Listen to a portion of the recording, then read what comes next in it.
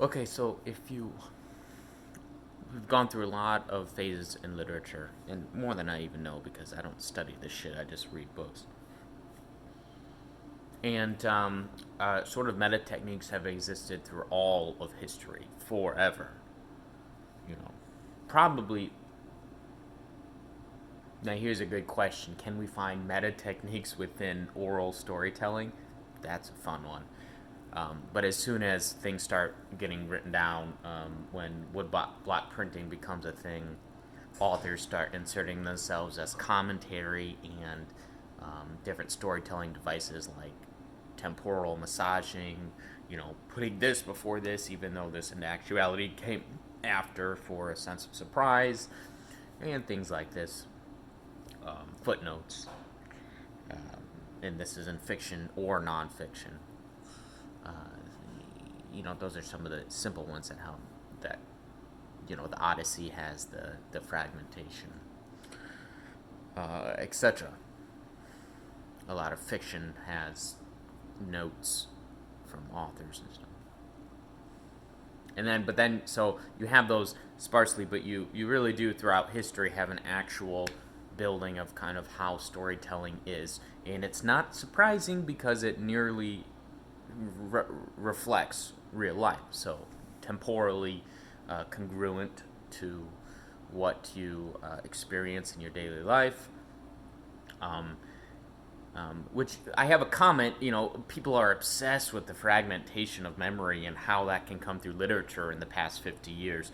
It's like, literature is already as fragmented as your memory is. Like, you're switching scenes, and one chapter is about this, then we all of a sudden go over here and it's about this, and we never get a full picture of a person's history or their memories or their sense of beings.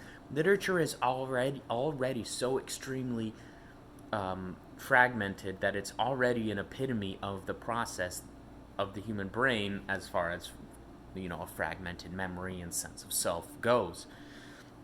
I think most of those philosophies are bullshit anyway, but if you're trying to replicate that feeling of being in a fragmented experience, literature already does that. It's kind of an odd one to experiment with. And honestly, when you see authors comment on this, like, you know, real life is fragmentary, so I want my literature to be like David Foster Wallace did. He'll just their answer is to like not resolve a story or simple stuff like that. That's not even really reflection of how the fragmentary experience is, as much as having chapters that abruptly end and then start somewhere else is, which is already a natural part of it. Like, it's already immersed within the literature.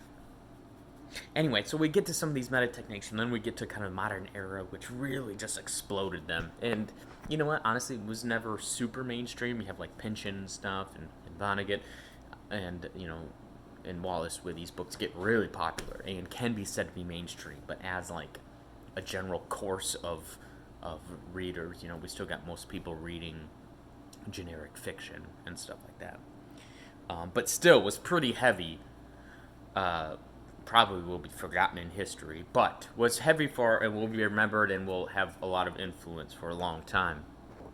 These kind of, um, modern and then postmodern techniques which both massaged normal literary techniques into crazier ones, weird ones. This is experimenting, having fun in some ways, being pretentious in most. Um, Pretension is fun, I guess, so fair enough. But we do have now, what we have now is the ability to take some of what they did and that was smart and integrate it back in. Because the issue with those things is that it just bumps you right out, right? So you have something like the hypertextual instances of A Pale Fire, hyperlinking within it. It's just like the ergodic nature of it throws you out of the narrative, right? Which is, the book then becomes about the technique and about the instance of meta. Um, so it fails, the experiment fails, right? You're no longer writing a book that is a uses this technique to comment on something. Your book is, to the reader's brain, is now about this technique. All right, so it's overdone. It's like having a book about how loving a family is, but it's just like the murder and gore and visceral disgustingness. So, right, there's no way the reader's actually gonna. Your book's not actually about that. It's actually about grossing the reader out. There's two, and mainly what I wanted to do in this video is just, I have this lots and lots of notes, and this is one of them I wanted to get out. There's two instances of this being done really well that I've happened across within the past 2 weeks. One is Gene Wolfe, who's R.I.P., a great sci-fi writer. He wrote most popularly The Shadow of the Torturer, and just got a text.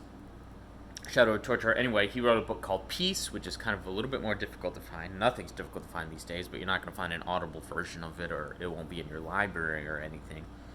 You know, at the beginning of the book, he does like a title card, and it like introduces the movie like, you know, an exciting story about XXXX, and then it's the title page, right? So you get this very visceral feel of movie. So what he's doing, well, here, I'll tell you what he's doing after that. After this. So does that make sense? You read this kind of like, you know, Once Upon a Time, and then it has the title page, and then it goes into this very realism-based story that's not like grand and stuff that you would expect a title card to be like that. I don't know why I'm so itchy. I think I'm dry. I ran the humidifier last night. Second is David Foster Wallace's The Pale King, in which he inserts an author's introduction in the middle of the book. And it kind of ties into the theme of the book, and it also introduces the book, introduces the author, etc. But it's in the middle. So these are cool ways that the techniques are built within the book as to not be distracting.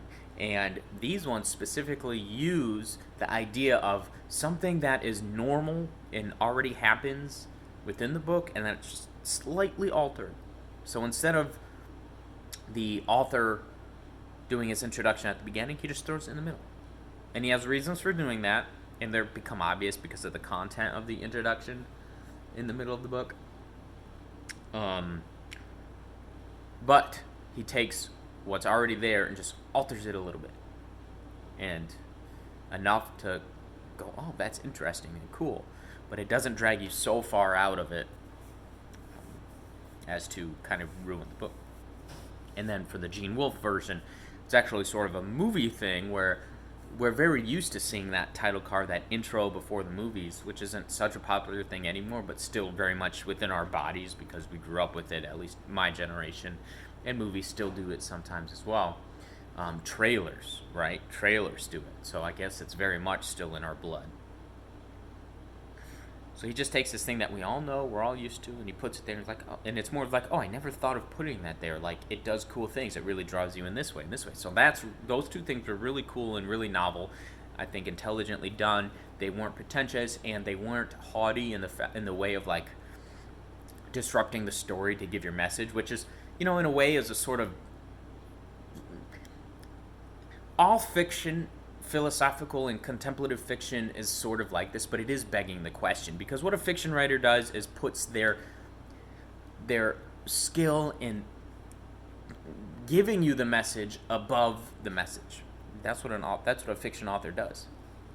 It's a little bit of begging the question, sophistry. And the more kind of aggressive your meta techniques are, and the more you turn things up on end, the bigger your statement about reality, and the bigger your philosophy is, and the more haughty and the more begging the question, and the more work you really have to do if you want to honestly give your message, work your message out within the text.